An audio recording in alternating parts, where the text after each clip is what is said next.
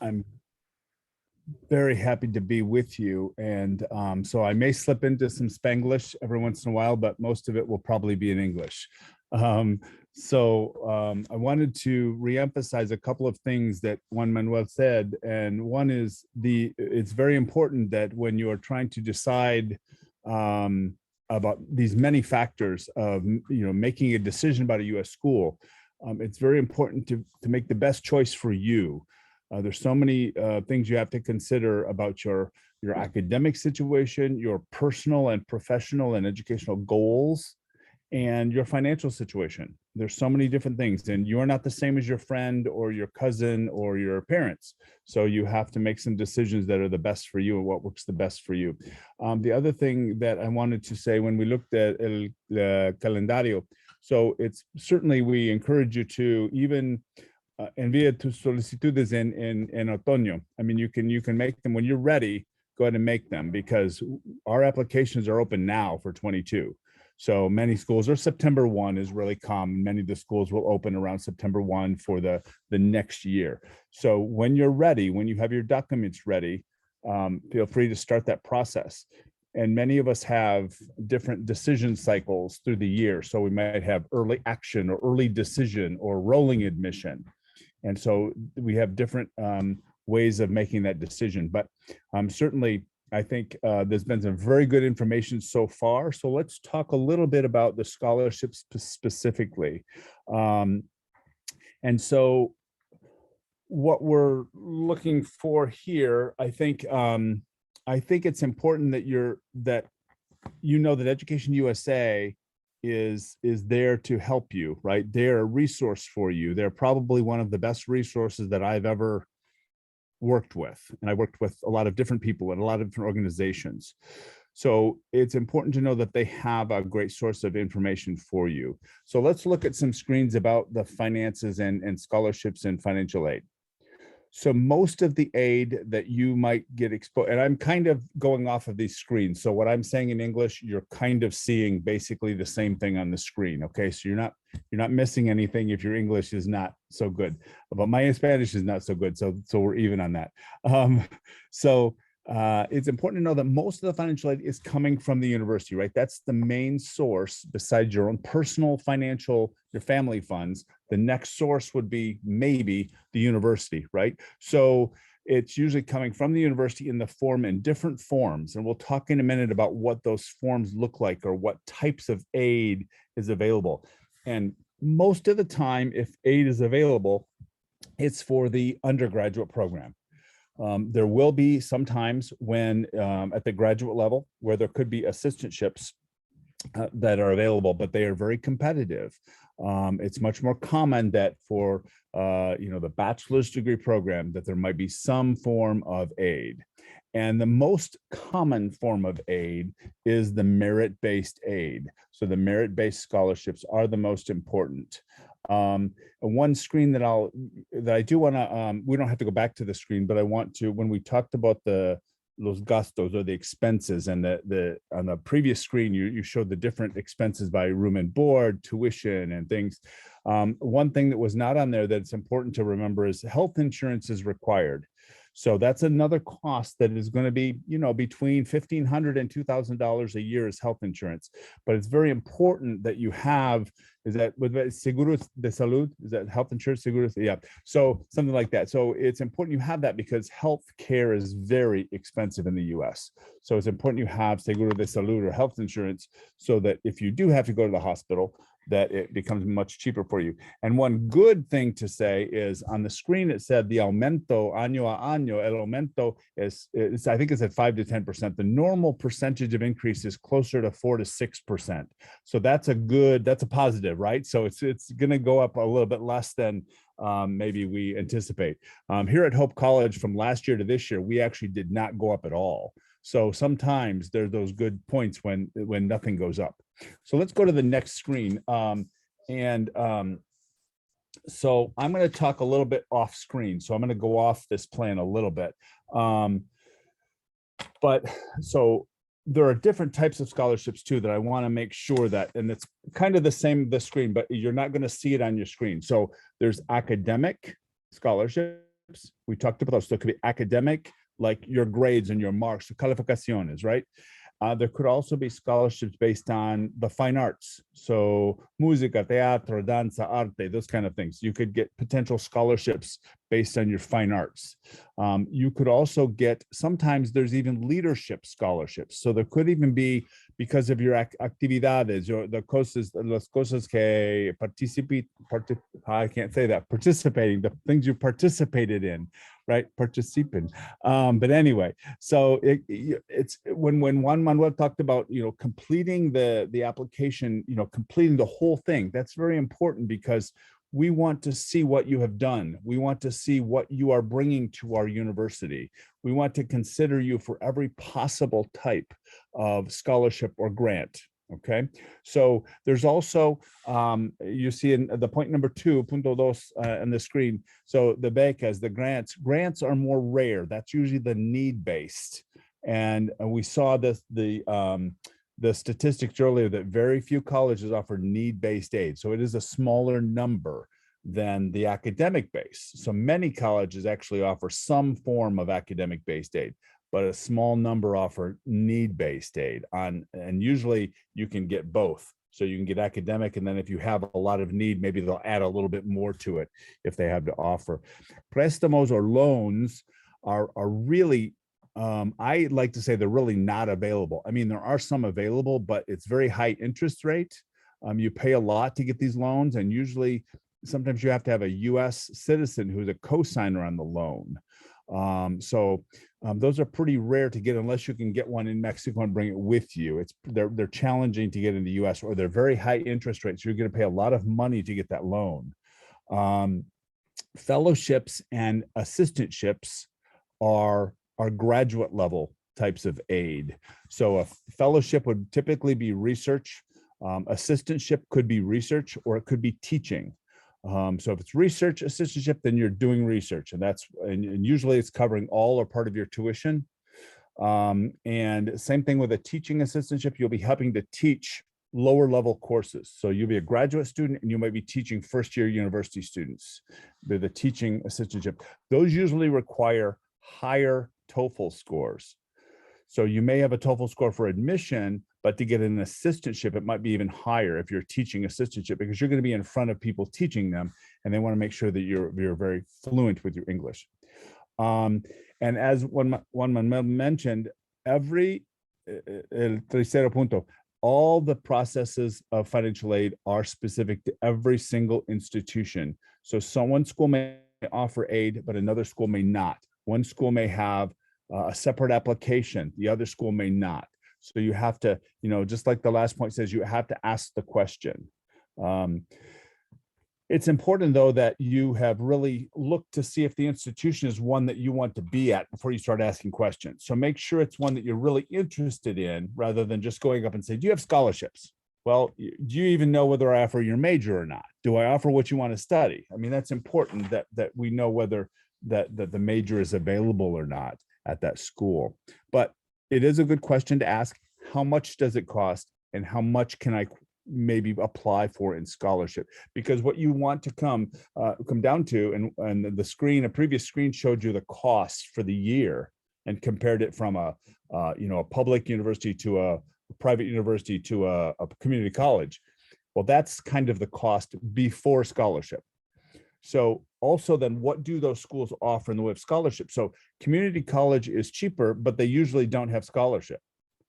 So a public university usually have maybe some form of scholarship. Private universities very typically do have scholarship. For example, Hope College is $52,000 a year. So when you look at it, we're like the same cost as the tuition at Harvard or Yale, maybe. But that's our total cost for everything for a year. And then we give up to, we consider you for up to $25,000 in scholarship. So we brought that cost down to $27,000 for a private school education with an average class size of 14, right? So, I mean, the schools, if they're very smart, if they really want international students, they're trying to lower the cost to make it more affordable. It's still not cheap. It's still expensive to study in the US, but we're trying to make it more affordable. Why don't we go to the next screen? I think there's at least one more screen, right? I think.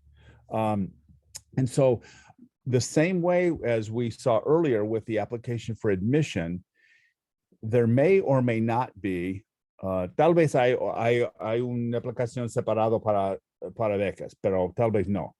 Pero si hay, es importante llenar todo. Give us all the information, okay?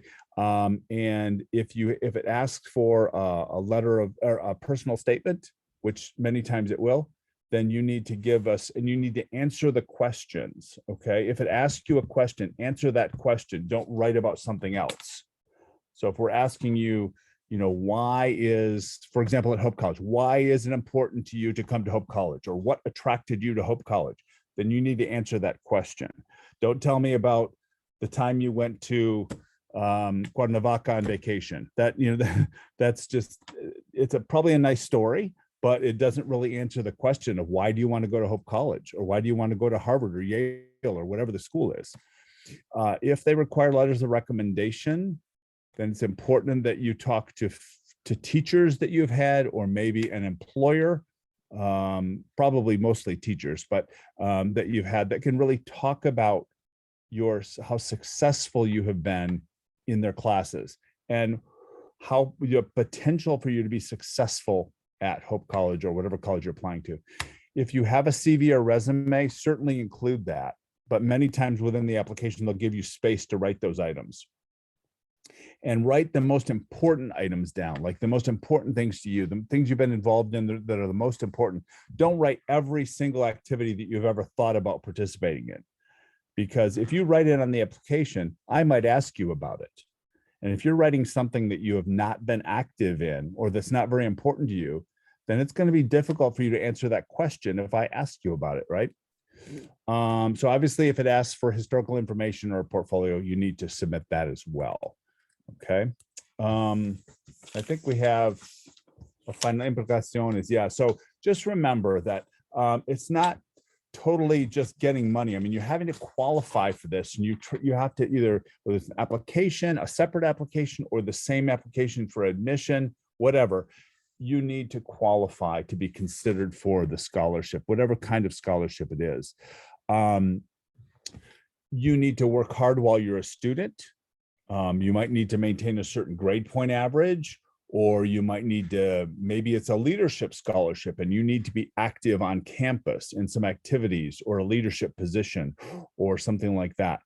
Or maybe you need to be in an honors college to keep your scholarship. So every college will tell you what the qualifications, or if it's a music scholarship, maybe you need to be in a musical group on campus to keep your scholarship. Many schools, especially private schools like Hope, you don't have to major in music to get a music scholarship. You just have to be talented. So we have biology majors that are in the orchestra. We have engineering majors who are dancers. So they still have their major, they have their academic program, but they love to dance, or they're fantastic violinists or cello players or singers. And so they participate in fine arts because they love to do that. And so we want to see that talent, and we want to award you for that talent. And we give up to $3,000 for students who have a very high level of talent, but even if they don't want to major in fine arts, they just have to participate. So there are going to be some responsibilities associated with a scholarship. You just need to, usually they'll have you sign an agreement, and you're signing the agreement saying you understand what those obligations are. I think there's different scholarships definitely for different things. So you have to talk to each university about what's available and what you need to do to be considered, and then what you need to do to maintain the scholarship or continue with it, right? So I think we have a couple of examples, and I can give you the example of Hope Forward. So Hope Forward is a very special scholarship. It's a very competitive scholarship as well. I don't know if the link, hopefully the link will work. I'm not sure if it will, but if it doesn't, that's okay. I'll show the webpage if you want. Okay, it's a very special scholarship, and it's very limited in number. So for example, this fall, the students are starting right now. There were 22 students who were selected. 6 of those students were international. For the fall of 22, we will again select 20 students. It requires that students are admitted to Hope College first, and then we will invite them to apply for Hope Forward. Hope Forward requires 2 essays, which will then be reviewed, and then a certain number of students will then move forward to an interview. Then from that interviewed number of probably 100 students or so, 20 will be selected to be Hope Forward scholars. Hope Forward scholars will attend Hope College tuition free. They will not pay tuition to attend Hope College. So for us, that's about $38,000. So you're seeing our president there. And if you go to the Hope Forward site on our website, that's a video that you will actually see from him. We don't need to play it now because it's a little bit longer, but you definitely can go out and see him describe Hope College. But Hope, our goal over the next 10 to 15 years is we will move to Hope College being totally Hope Forward, which means every student would attend Hope College tuition free. The concept is it's a pay it forward concept. So this is very revolutionary. This is very new to the college world, right? That you would come tuition free, but then you would sign just an agreement. It's not a legally binding agreement. It's just a pledge or an agreement that when you graduate, you will contribute back to Hope College after you graduate. So every year you give an amount of money that you're comfortable with. For some students, that's going to be $100 a year, which is only less than $10 a month. But for some students who get a really good job, they might be able to give more money than that. But we are raising money right now to fund the Hope Forward campaign. But we have enough donations already for 20 more students for 2022. So we will be looking for very qualified. We want good, solid students. This is not about just getting students to apply. This is about finding the right students that want to be at Hope College. And I think that's what we all do, even without the Hope Forward, even without the scholarship. My job is to help find students that want to be at Hope College, that want to not just survive here, but thrive and do really well and graduate from Hope College. That's my goal. Is I want to see you graduate. I want to see you graduate in 4 years. So this is just a special opportunity that 20 students worldwide will, given this opportunity. But what I can guarantee you is that if you apply for Hope Forward and if you move forward in the process past the interview or past the essay stage, I will guarantee that I'll consider you for the most outside. In other words, if you don't get Hope Forward, I will make sure that that you as an applicant gets the full $25,000. That's my normal award. So I can go up to $25,000. $25,000 is the maximum. So, but I'm guaranteeing that any student from Mexico that applies for Hope Forward moves forward past the essay stage, but does not get Hope Forward. I will make sure they get the full 25,000. And it won't be up to, it will be 25. So I just want to make sure that you know that I want that if you're that good to make it past the essay stage, then you're a good student. We would love to have you here. And what it's all about is you finding the right school for you, and nobody can tell you that except for you. And so we have a lot of good choices. You have a wonderful resource in the staff at all of the Education USA advising centers worldwide, especially Mexico. I'm partial to Mexico because I studied in Mexico City twice. So it's my favorite place to be. There are other beautiful places in Mexico. I just happen to know Mexico City the best. But love working with Education USA, and you have a wonderful resource with them. So please use them. Please ask them questions. I'm also happy at another time to communicate with you more about Hope College. If you're interested, any of the advisors can give you my contact information. But for right now, I'm also happy to answer any general questions for you. Thank you so much, Jim, for that, all the information. And this is a great, while we wait for some questions that we may have, you can send your questions to Q&A Alfredo, or also you can ask your questions in the comment section in the Facebook Live. But while we do that and we wait for some questions, this is a great example of what like the scholarships will do. Like they're not really like an exchange of things, but you are required to do something, or you are asked to do something. And in this case, the Hope Forward scholarship, being that yes, you are going to receive money for your studies, but then there is a commitment, right? That you something that you're committing to do. And in this case is this specific program, but depending on the scholarship, it will be something like you were saying. And I think we should be including also the leadership, because I think when you are like you receive like an ambassador scholarship or like a presidential scholarship or some sort of those scholarships, you will be asked to be some kind of leader in the community. But I wanted to add that in my future presentations. Alfredo, do we have any questions from the audience? Yes, Juanma, we have several questions right now. Perfect. Okay, I will read them in order. Okay, the first one. Can you apply, and if so, be selected and receive more than one scholarship?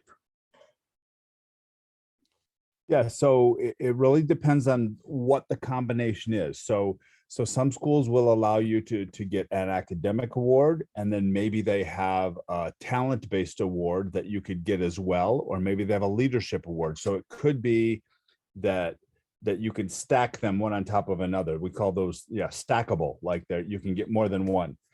There's other situations like this Hope Forward Award, where if you get Hope Forward, it takes the place of all the other awards. So I think it's also depends on the size of the award. If it's a major award like a full tuition, then usually you might not have other awards on top of that. But if it's a smaller award, then maybe that could be. So it's important question to ask the university is there more than one type of scholarship available, and can I get more than one? Can I qualify, and how do I do that?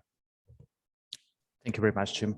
Okay, the second question is, may I work and study at the same time while in a scholarship? Yep, that's a good question. I meant to mention that. So thank you for bringing that up. So an international student is on a student visa, which is an F1 student visa. And on that student visa, you were allowed to work on campus only up to 20 hours a week.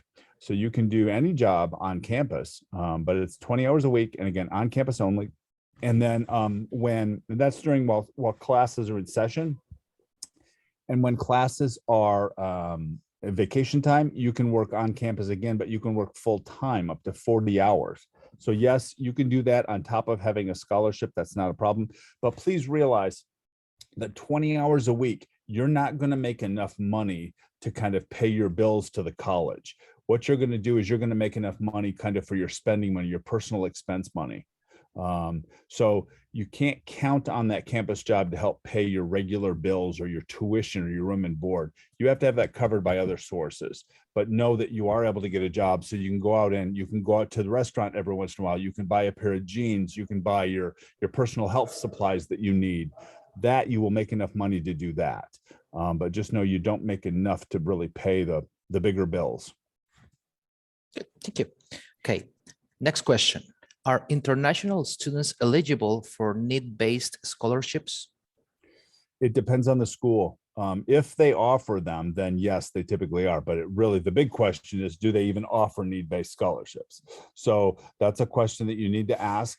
Is need-based available? And number two, is it available to international students? And that's going to be every university or college is going to be different. Unfortunately, at Hope, we do not offer need-based aid to international, but some schools do. But realize it's a relatively small number that offer that. Thank you. How many sponsor references can be sent and accepted by any university? Alfredo, do you think they mean how many financial sponsors? Yes. Okay. I would, that's a challenging question because first of all, you're having to show the university that you have financial support, but then you also have to verify the same thing to the US Embassy when you go for your visa interview. They're going to be even more strict about it than we are. So we on the college side, we do want to see that you have full financial support. I don't recommend that the resources come from more than two sources.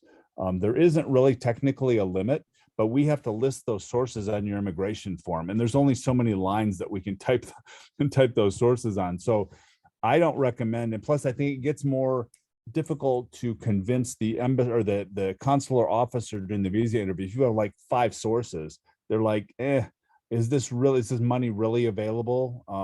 That's a lot of sources for you to try to get money from. So I don't recommend more than maybe a family source and then maybe one outside source. But I think it gets a little more challenging for you if you have more than 2 sources, but that's just my opinion. Thank you. The next one, is there an age limit for scholarship applications? I don't know that there's that will again be by school, but I don't know that it's so much an age limit for the scholarship as is your age appropriate for that particular school? In other words, let's look at Hope College. We're a traditional residential 4-year bachelor's school, bachelor's degree granting school. The average age of our student is 19. So if you're a 30-year-old, then, is Hope College really the right place for you? I mean, I'm not saying it is or it isn't, but you have to think about that because we require 3 years of residence on campus. And a 30-year-old living in a dormitories with 18, 19, 20, it's probably not the best mix. So I think, and it also depends too, have you gone to school elsewhere? Have you been to any other colleges or universities, which makes you a transfer student then? And sometimes first-year scholarships are not available to transfer students. So it kind of depends on a number of factors.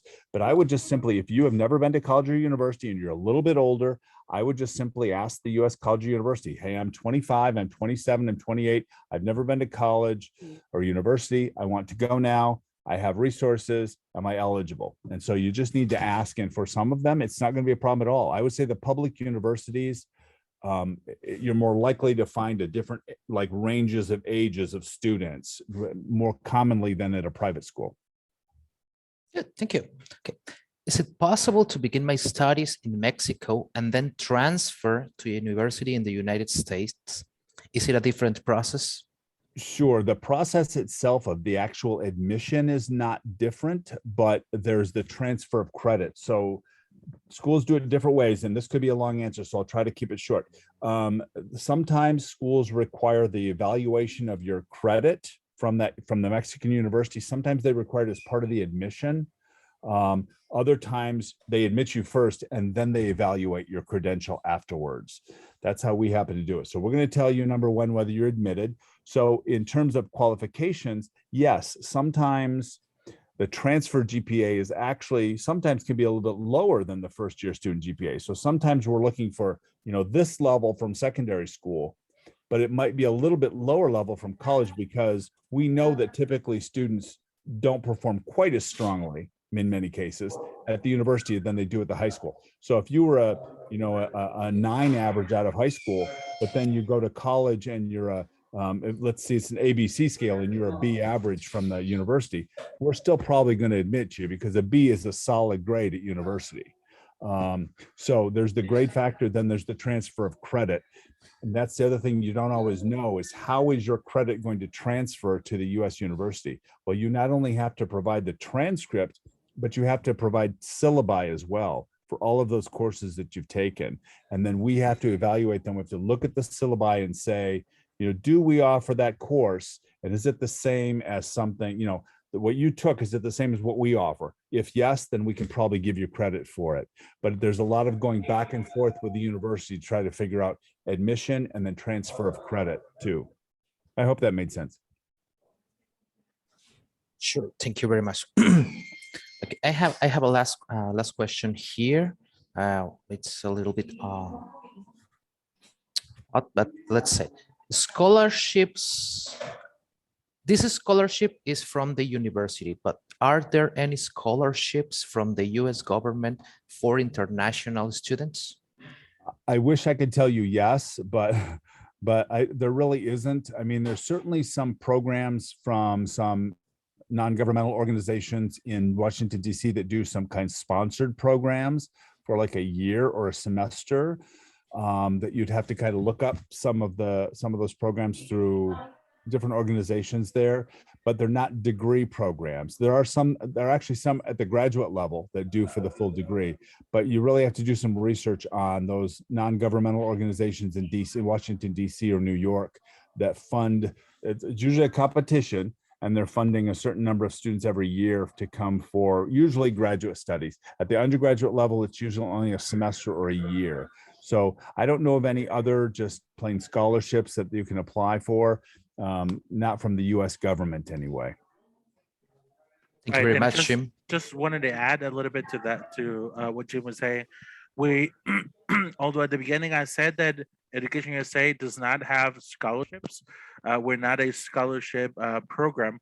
We do have one program that provides financial support for the admission process, and that is from the U.S. government. That is called the Opportunity Funds Program.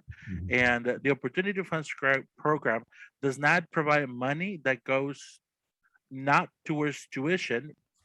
It helps on your application process. So what we talked about, que las exámenes, traducciones, paying for the English exams, the SAT, right? All of those. There is that from the U.S. government, which is Department of Education USA through the Department of State, but that is the only one that we do for undergraduate. Most of the programs are going to be, the other programs like Fulbright and other things are going to be for graduate programs like Jim was saying. So los invitamos a que estén pendientes for the Opportunity Funds convocatoria that is going to come up every year. Comes at the beginning of January. Hopefully we will open it earlier this year, but definitely second week of January it should be out. So estén pendientes para que puedan ver cuándo sale la convocatoria. Pero sí, desafortunadamente no hay otros programas aparte de eso. The one that's possible when you're a current student at a U.S. university is there are some low interest loans available through the Organization of American States. So you can, through OAS, you can apply, if you're already at a U.S. university starting your second year, you can apply for potentially some low interest loans. So that is one possibility. Lo que me recuerda hacer algunos anuncios. Mañana tenemos un Facebook Live sobre precisamente The Road Fund, que es de la Organización de Estados Americanos. Chéquenlo, es un Facebook Live a las 3 de la tarde, si no me equivoco.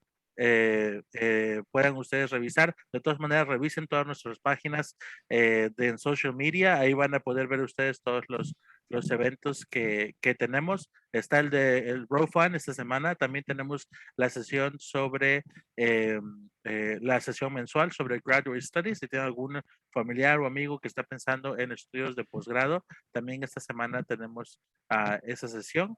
Y I don't know if you have any final comments. I do have one more announcement, but I would like to say it after. Maybe you have any final words that you want to say, Jim. Sure. Just a quick comment. First of all, thank you so much for allowing me to present. It's always a pleasure to present with Education USA, and especially since I can do it with Mexico. That's fantastic. Please, as some of the screen said, be patient with your search. It can be very frustrating. It can be sometimes discouraging, I suppose. But know that there are over 3,000, close to 4,000 universities and colleges in the US. And so there are very likely some choices out there that would be very good for you, but it may take some research and some searching. If we can help you at Hope College, if it seems like something you might be interested in, please let us know. But the next announcement would have been something I was going to mention too, so I'm going to let you do that one, but I will be there as well.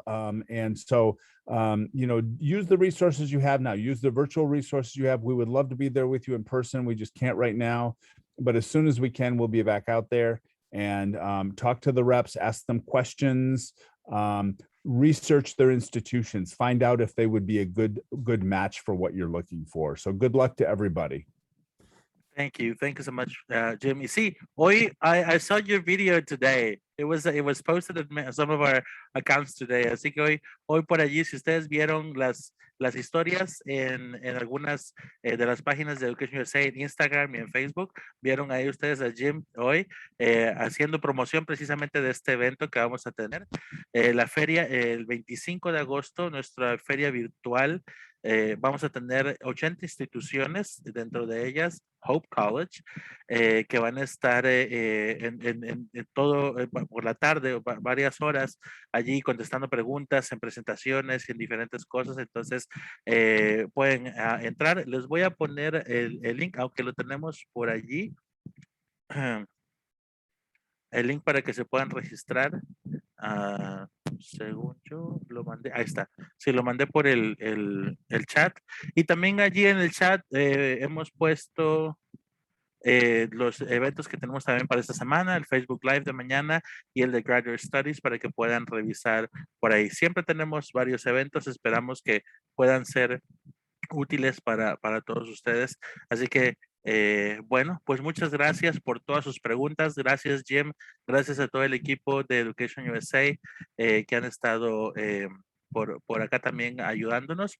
Y pues nada, que tengan una bonita tarde a todos. Muchas gracias y que sigan disfrutando su tarde. Hasta luego a todos. Goodbye. Adiós.